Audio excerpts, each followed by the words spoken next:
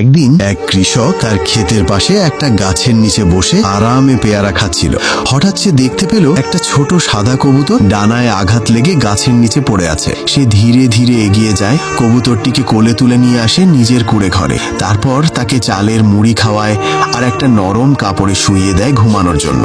দিন দিন কবুতরটি সুস্থ হতে থাকে। কয়েক সপ্তাহের মধ্যেই সে আবার উড়তে শেখে, তবু কোথাও চলে যায় না। প্রতিদিন সকালে ঘরের ছাদে এসে বসে থাকে আর বিকেলে বৃদ্ধের কাঁধে এসে বসে। মনে হয় যেন বলছে, তুমি একা নও, আমি তোমার সাথেই আছি। পাশের গ্রামের ছেলেমেয়েরা তাকে দেখলেই বলতো, ওই যে পাখিওয়ালা দাদু। কিন্তু হঠাৎ একদিন কৃষকটি আর ঘুম থেকে ওঠে না। তিনি চিরতরে চলে যান। গ্রামের লোকেরা এসে তার প্রিয় গাছটার পাশে তাকে কবর দেয়। তারপর কবুতরটি যেন ভেঙে পড়ে। প্রতিদিন উড়ে এসে কবরের ওপর বসে থাকে, চোখের ভাষায় যেন বলছে, তোমার ভালোবাসা আমি কোনোদিন ভুলবো না। এরপর কবুতরটি কাঁদতে থাকে, কারণ তোমরা এখনো কেউ এই ভিডিওটিতে লাইক